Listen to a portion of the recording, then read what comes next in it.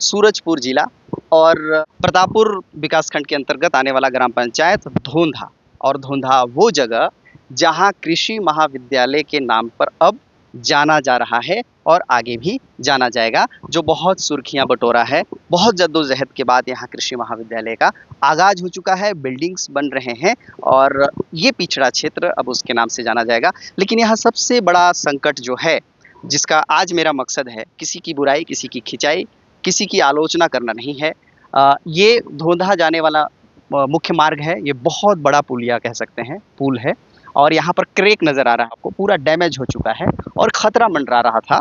यहाँ आवाजाही के लिए काफ़ी तकलीफ़ें थी। हो सकता था कि कुछ नुकसान हो जाए या फिर गिर जाए, जिसकी वजह से जान माल की क्षति होने की पूरी संभावना। चूँकि इसको दिखाना चाहते हैं, संज्ञान पे लाना चाहते हैं, चाहे जनता के प्रतिनिधि हों, प्रशासन में बैठे अधिकारी हों या फिर सत्ता में बैठे लोग हों, कम से कम कृषि महाविद्यालय जो इतना बड़ा प्रोजेक्ट 15 करोड़ रुपए के भवन बनाए जा रहे हैं, तो कम से कम इस पुलिया का भी निर्माण हो। यहाँ से ये ओड़गी ब्लॉक को जोड़ता है, कुदरगढ़ वाला भी जो एरिया है उसको जोड़ता है। इसके आगे 15 से 20 ग्राम पंचायत हैं जहाँ के बच्चे, किसान, सारे लोगों का आना जाना होता है। एक जानकारी हमें ये भी मिली है कि इस क्षेत्र के किसानों की भूमि इस नदी के उस पार भी है, इस पार के किसानों की भूमि इस नदी के पश्चिम साइड भी ज़मीनें हैं जहाँ से खेती करने के लिए भी आना जाना का काम करते हैं। अब ऐसे में अगर बरसात के दिनों में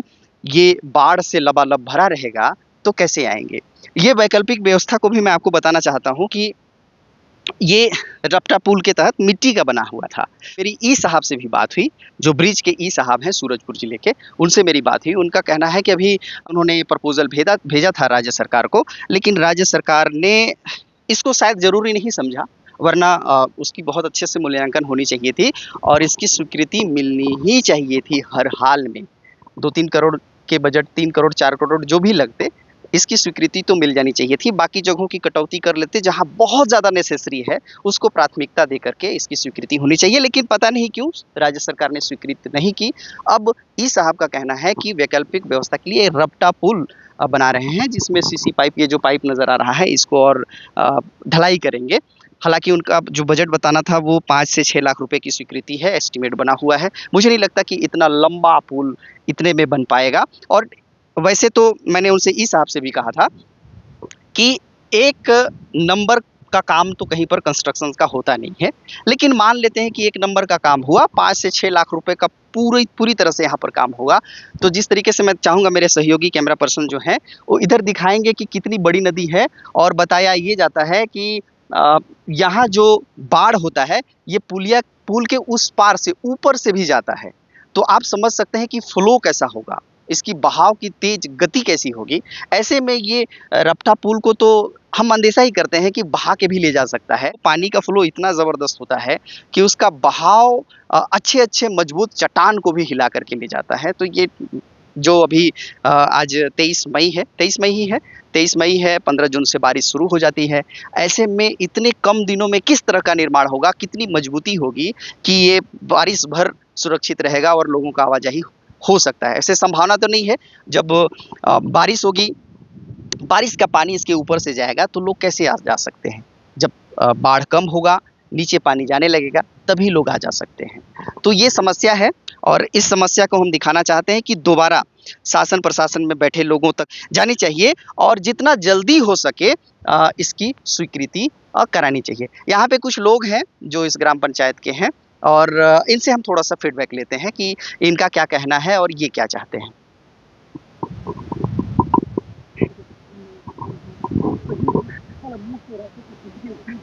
चलिए, पत्रकार साथी हैं, हमसे पूछते हैं। मेरा नाम अमित कुमार विश्वकर्मा है और एक मैं पत्रकार भी हूँ। तो विश्वकर्मा भाई, चूँकि पत्रकारिता भी करते हैं और चीज़ों को देखते हैं, ये जो विषय है इसको लेकर के एज़ ए पत्रकार और धोंधा ग्राम पंचायत के नागरिक भी हैं, क्या यहाँ के रहवासी भी हैं, उस दृष्टि से क्या कहना चाहिए? देखिए, यह पुलिया 40 ग्राम पंचायतों से जुड़ता है। इसमें अगर 5 से 6 लाख रुपए का रपटा का निर्माण है, ये तो संभव नहीं है कि 5-6 लाख रुपए इसी तरह जब अभी मेरी फ़ोन पर ई साहब से बात हो रही थी, तो मैंने ई साहब को पूछा था, उनके बताए अनुसार कि 5-6 लाख की स्वीकृति है।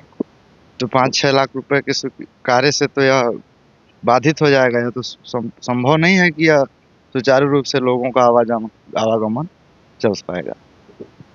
क्या कभी इस समस्या को लेकर के यहाँ के चाहे क्षेत्र के प्रतिनिधि हो या प्रशासन के लोग हों, अधिकारीगण हों, आप लोग ग्राम पंचायत स्तर पर एक मांग रखे, सही समय पर अपना दरखास्त आप लोगों ने किया?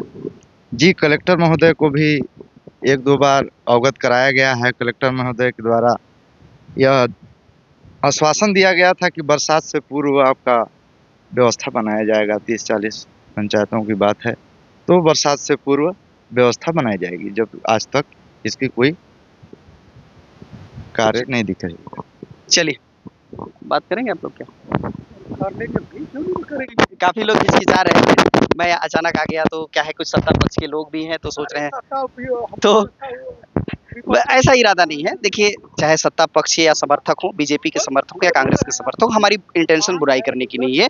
ये रियलिटी दिखा करके यहाँ की समस्या का निदान हो और यहाँ की क्षेत्र की जो जनता की समस्याएं हैं, एक्चुअल समस्याएं, और बहुत लोग दबे जुबान से ये मांग कर रहे हैं कि जितना जल्द हो सके सरकार को इसकी स्वीकृति करा करके इस पुल का निर्माण कराना चाहिए, क्योंकि ये मुख्य मार्ग है, आवाजाही के लिए एकमात्र व्यवस्था है। इस यहाँ जैसे मैंने बताया शुरू में कि 15-20 ग्राम पंचायत हैं और यहाँ तो मुख्य मार्ग है ही, बनारस रोड से जुड़ा हुआ जगह है, तो बहुत अच्छे जगह पे है। और चूंकि जैसे कि शुरू में मैंने कहा कि कृषि महाविद्यालय बन रहा है, तो ज़रूरत तो और भी है कि यहाँ पर बनना चाहिए। बहरहाल एक शख्सियत हैं जो तैयार हो रहे हैं अपनी बात रखने के लिए। जी बताएं, अपना परिचय दीजिए और बताइए।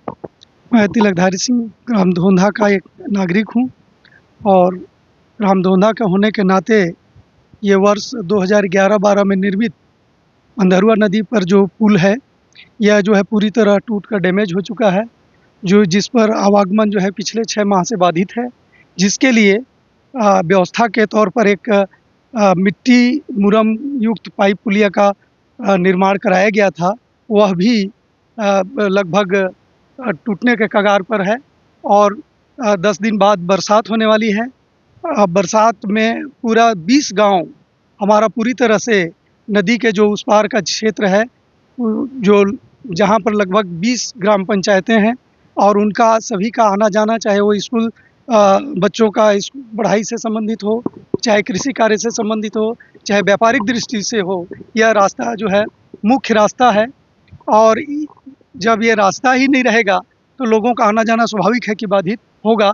2011-12 का निर्मित यह पुलिया किस प्रकार से तत्कालीन ठेकेदार और अधिकारियों द्वारा निर्माण कराया गया था, निश्चित तौर पर उनके ऊपर कठोर कार्रवाई होना चाहिए और उनसे रिकवरी होनी चाहिए था, क्योंकि कम से कम पुलिया की अवधि 20 वर्ष होती है, जो 13-14 साल में ही टूटकर जो है धराशायी हो चुका है।